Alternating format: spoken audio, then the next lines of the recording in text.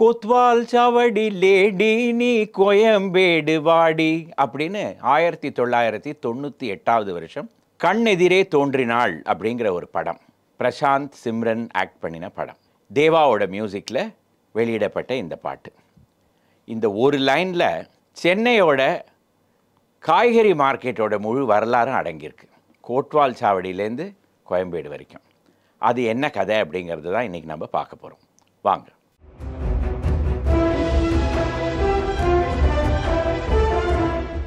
கோத்வால் சாவடி இந்த பேரே ஒரு மாதிரி வேடிக்கையாக இருக்குல்ல. இதில் தமிழ் 2 வார்த்தையுமே தமிழ் கிடையாது. கோத்வால் அப்படின்னா ஊரோட பாதுகாப்புக்காக இருக்கிற ஒரு அதிகாரி. இது ஒரு உருது வார்த்தை கோத்வால். சாவடி அப்படிங்கிறது மராட்டி வார்த்தை. இந்த வார்த்தையில் இது எப்படி இங்கே வந்தது? இந்த மராட்டி வார்த்தை சாவடினா என்ன அர்த்தம்? ஒரு 4 ரோடு சந்திக்கிற இடத்துக்கு சாவடின்னு பேர். பொதுவாக இருக்கிற ஒரு இடம். அங்கே வியாபாரம், கடை கண்ணி, மக்கள் பேச்சுவார்த்தைக்காக கூடுற இடம், இது எல்லாமே இருக்கிற இடமா இருக்கிறது தான் சாவடி அப்படின்னு பேர்.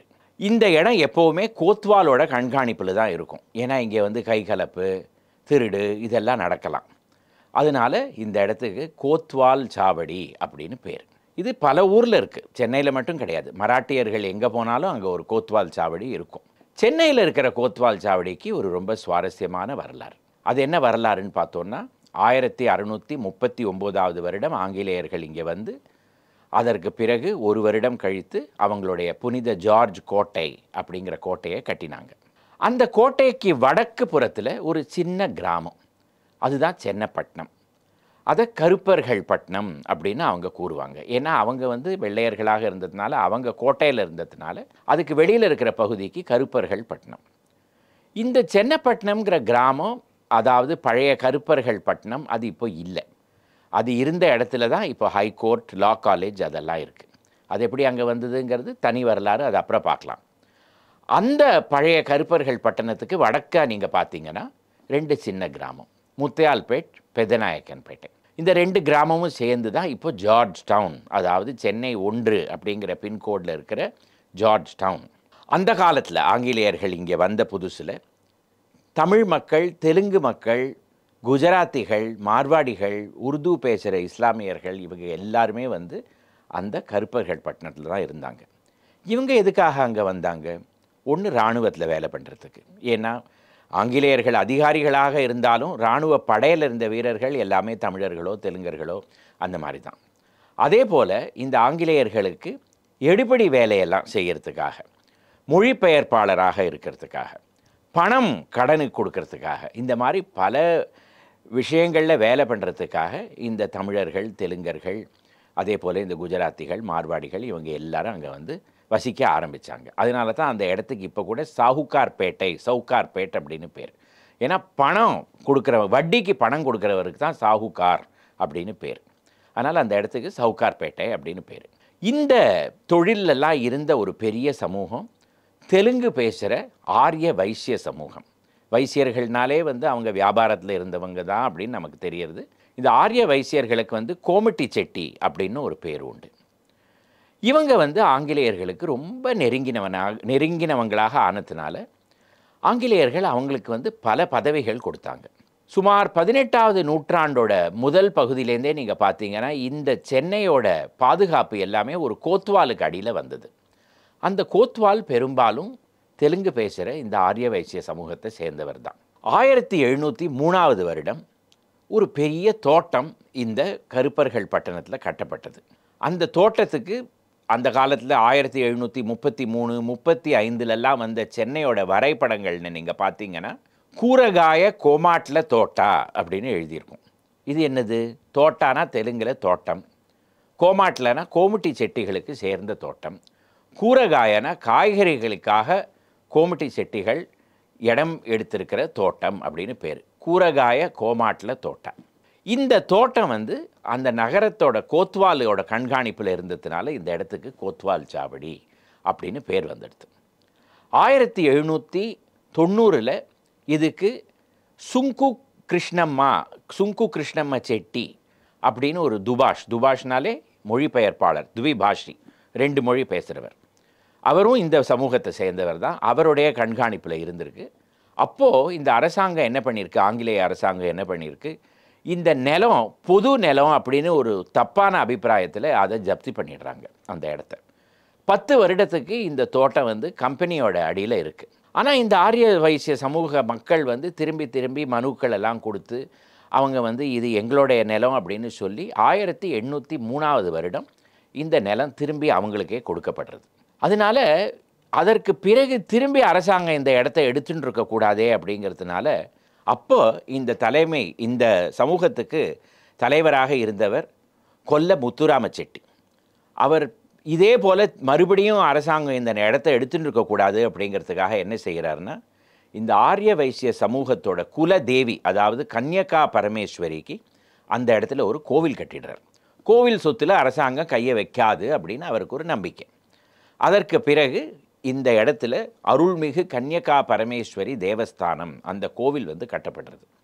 அந்த கோவிலை சுற்றி 50 கிரவுண்டு நிலம் காலியாக இருக்குது. அந்த இடத்துல தான் இந்த கொல்ல முத்துராம செட்டியும் அவருடைய தம்பி கொல்ல சிங்கண்ண செட்டி, இப்போ கூட சிங்கண்ண செட்டி தெருன்னு சென்னையில் இருக்குது, அவங்க 2 பேரும் ஒரு பெரிய அங்காடி, ஒரு காய்கறி மார்க்கெட்டை ஆரம்பிக்கிறாங்க. அதுதான் கோத்வால் சாவடி மார்க்கெட்டோட ஆரம்பம். இந்த 19வது நூற்றாண்டு 20வது நூற்றாண்டுலலாம் இப்போ இருக்கிற மாதிரி கல்யாணத்துக்கோ திருமணத்துக்கோ விசேஷங்களுக்கோ கேட்டரெல்லாம் கிடையாது. அப்போல்லாம் என்ன பண்ணணும், ஏதாவது வீட்டில் ஒரு திருமணம் ஒரு விசேஷம் வந்ததுன்னா காய்கறி எல்லாம் மொத்தமாக போய் இந்த இடத்துல வாங்கி வீட்டில் கொண்டு வந்து சமையல் பண்ணுறவங்க கிட்ட கொடுத்து அவங்க அதற்கு பிறகு தான் வந்து சமையல் பண்ணுவாங்க. எல்லாரும் கோத்வால் சாவடி மார்க்கெட்டுக்கு தான் போவாங்க. இந்த கோத்வால் சாவடி மார்க்கெட் வந்து காலையில் 3 மணிக்கு நீங்கள் போனீங்கன்னா ஒரே பரபரப்பாக இருக்கும். அங்கே ஒரு பக்கம் லாரியாக வந்துட்டுருக்கும், ஒரு பக்கம் காய்கறியாக வந்துட்டுருக்கும், ஒரு பக்கம் வாங்குறவங்கெல்லாம் வருவாங்க, விற்பனை பண்ணுறவங்க வருவாங்க, எல்லாரும் அங்கே இருப்பாங்க.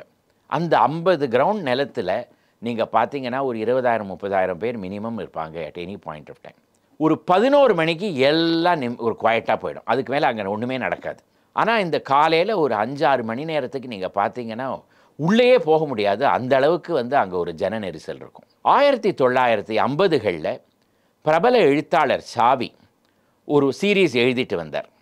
அந்த சீரீஸோட தலையங்கம் என்ன தெரியுமா, நீங்கள் இங்கே போயிருக்கிறீர்களா, அதுதான் அந்த தலையங்கம். அதாவது சென்னையில் பிறகு தமிழகத்தில் இருந்த பல இடத்துக்கு போய் அவர் வந்து ஒரு கட்டுரை எழுதுவார் ஒரு இடத்த பற்றியும். அதில் இந்த கோத்வால் சாவடியை பற்றி ரொம்ப சுவாரஸ்யமாக ஒரு கட்டுரை எழுதியிருக்கார். அது என்ன எழுதியிருக்கார் அப்படிங்கிறத பார்ப்போம். அதுலேருந்து சில பகுதிகளை மட்டும் நான் உங்களுக்கு படித்து காமிக்கிறேன். இப்போது மலைய பெருமாள் தெரு என்னும் குறுகலான சந்து வழியாக கோத்தவால் சாவடியை நோக்கி அடி அடியாக நகர்ந்து கொண்டிருக்கிறோம். நெரிசல் சொல்லி சாத்தியமில்லை. மணிப்பர்ஸ் ஜாகிரதை. சக்திவேல், ராஜேஸ்வரன், மனோகரன், தயாநிதி, குமரன் இவர்கள் 5வரும் நாம் முன்னேற முடியாமல் தெருவை அடைத்து கொண்டு நிற்கிறார்கள். யாரோ என்று யோசிக்காதீர்கள், லாரிகளின் பெயர்கள். வெங்காய சருகு, வாழை இலை சருகு, பச்சை வாழை பட்டை, மலை வாழை பழத்தோல், அழுகின தக்காளி, தேங்காய் மட்டை, வைக்கோல் இவ்வளவும் மழை தண்ணீரில் நனைந்து கருப்பு மண்ணுடன் கலந்து அடிபட்டு மிதிப்பட்டு சதசதவென்று அடாடா அந்த கோரத்தை என்ன சொல்ல. இதுதான் கோத்வால் சாவடியோட வர்ணனை.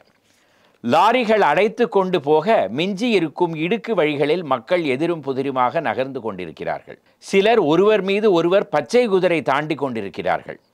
பின்பக்கம் வரும் கூட்டம் நம் மீது சாடுகிறது, முன்பக்கம் வரும் கூட்டம் நம் மீது மோதுகிறது.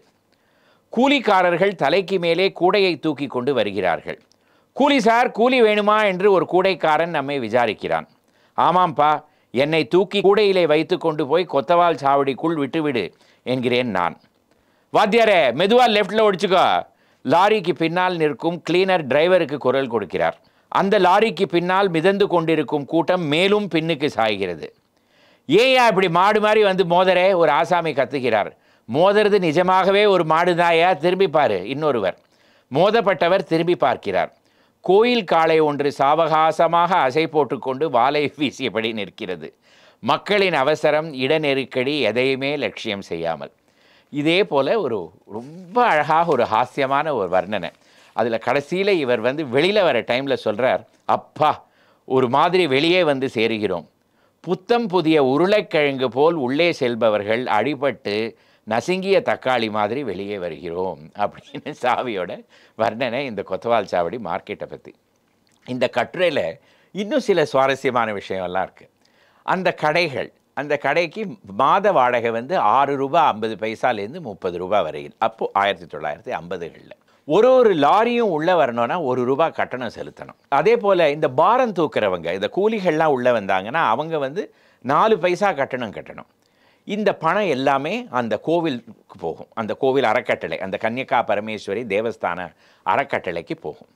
இந்த கோத்வால் மார்க்கெட்டுக்குள்ளே சந்தெல்லாம் இருந்திருக்கு. அந்த சந்துக்கு பேரெல்லாம் இருந்திருக்கு. ஆனியன் பஜார், கோட் பஜார், இங்கிலீஷ் வெஜிடபிள் பஜார், இந்த மாதிரிலாம் பேர். அந்தந்த பகுதியில் அந்தந்த தெருக்கு என்ன பேர் இருக்கோ அந்த காய்கறி தான் அங்கே கிடைக்கும். இத்தனை ஊழலுக்கும் நடுவில் ஒரு ஆர்கனைசேஷனும் இருந்திருக்கு, ஒரு கட்டுப்பாடும் இருந்திருக்கு அப்படிங்கிறதுக்கு நமக்கு அதுலேருந்து தெரிய வருது. திரு சாவி அவர்கள் இந்த 1950களில் வந்து ஒரு கடைக்காரனை வந்து பேட்டி காண்கிறார். இந்த கட்டுரையில் கேட்குறார், இந்த இடத்த வந்து ஒரு சுற்றுச்சூழல் சுகாதாரம்லாம் ஒரு மாதிரி நிலநாட்டணும்னா என்ன பண்ணணும் அப்படின்னு கேட்குறாரு. அதுக்கு அந்த ஆள் என்ன சொல்கிறாருன்னா, முதல்ல இந்த இடத்துலேருந்து இந்த மார்க்கெட்டை மூடி வேறு இடத்துக்கு எடுத்துகிட்டு போகணும் அப்படிங்கிறார். எங்கே எடுத்துகிட்டு போகணும் அப்படின்னு சாவி கேட்குற போது அந்த கடைக்காரர் சொல்கிறார், ஜூ இருக்கிற இடத்துக்கு இந்த மார்க்கெட்டை இடம் பெயர்க்கணும் அப்படின்னு சொல்கிறார். அப்போ ஜூ எங்கே இருந்தது? சென்ட்ரல் ஸ்டேஷனுக்கு பின்னாடி இருந்தது. இப்போ தான் 1980களில் தான் ஜூ வண்டலூருக்கு போச்சு. அப்போவே ஆனால் ஜூவை வந்து சென்ட்ரல் ஸ்டேஷன்லேருந்து எடுத்து கிண்டி ராஜ்பவன் பக்கத்தில் கொண்டு போய் வைக்கணும்னுட்டு ஒரு ப்ரப்போசல் இருந்திருக்கு அப்படிங்கிறது நமக்கு தெரிய வருது. இந்த மார்க்கெட்டை இடம் மாற்றணும் அப்படின்னு இந்த கடைக்காரர் சொல்லியிருக்கார்.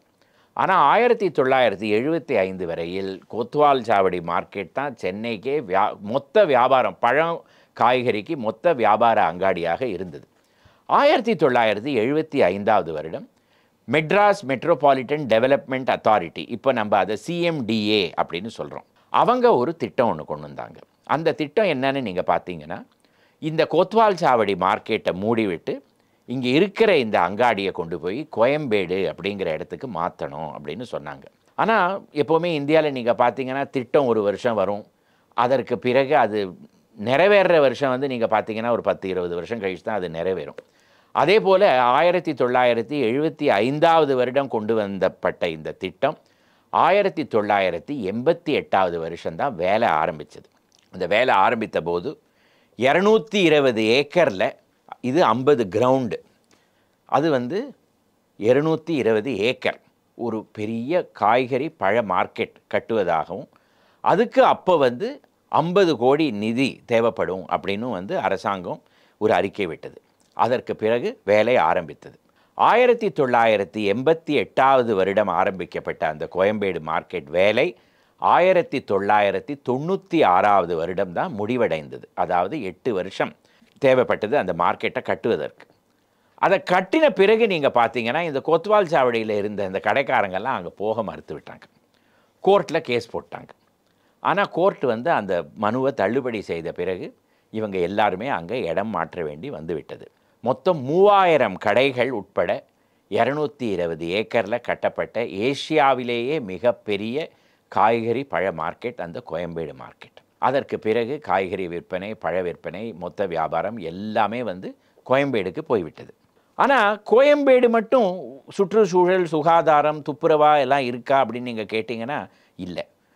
இந்த 50 கிரவுண்டில் இருந்த அதே ஊழல் அங்கேயும் அப்படியே தான் இருக்குது. அது ஏன் அப்படின்னு கேட்டிங்கன்னா, மக்கள் மாறவே இல்லை. இதே சென்னை மக்கள் தானே.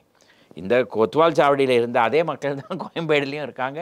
காய்கறி வாங்க போகிறவங்களும் அவங்களே தான், அங்கேயே தான் இருக்காங்க. அதனால் அது அப்படியே தான் இருக்குது. ஆனால் இடம் மட்டும் மிக பெருசாக இருக்கிறது. 1998வது வருடம், 98-99வது வருடம் இந்த கொத்வால் சாவடி மார்க்கெட்டோட நிலம் பழையபடி இந்த ஆரிய வைசிய சமூகத்துக்கிட்டே வந்து விட்டது. அவங்க உடனே அங்கே என்ன செஞ்சாங்கன்னா, கன்னிகா பரமேஸ்வரி தேவஸ்தான பேரில் மகளிருக்காக ஒரு கலை மற்றும் விஞ்ஞான கல்லூரி ஆரம்பித்தாங்க, ஆர்ட்ஸ் அண்ட் சயின்ஸ் காலேஜ். அந்த கல்லூரி பேர் அருள்மிகு கன்னிகா பரமேஸ்வரி தேவஸ்தான கலை மற்றும் விஞ்ஞான கல்லூரி. இப்போவும் அந்த இடத்துல தான் அந்த ஆர்ட்ஸ் அண்ட் சயின்ஸ் காலேஜ் வந்து கொண்டிருக்கிறது. ஒரு காய்கறி வியாபாரமும் அதுக்கு இருந்த அந்த சத்தமும் அந்த சச்சரவும் அதை நீங்கள் பார்த்தீங்கன்னா, இப்போ அந்த கல்லூரியில் இருக்கிற அமைதியை நீங்கள் கம்பேர் பண்ணி பார்த்தீங்கன்னா ஒரு கனெக்ஷனே இல்லாமல் இருக்கும். ஆனால் அதுதான் வரலாறு அப்படிங்கிறது. ஒரு இடம் முன்னாடி எப்படி இருந்தது, எப்படி மாறி போய் விடுகிறது அப்படிங்கிறது. இப்போது மார்க்கெட் எல்லாமே கோயம்பேடு தான். கொத்வால் சாவடியிலேருந்து கோயம்பேடுக்கு வந்துவிட்டோம். கொத்வால் சாவடியில் இப்போ ஒரு கல்லூரி இருக்குது. இதே போல் பல சுவாரஸ்யமான விஷயங்கள்லாம் எடுத்துக்கொண்டு அடுத்த எபிசோட்ஸில் வருகிறேன். வணக்கம்.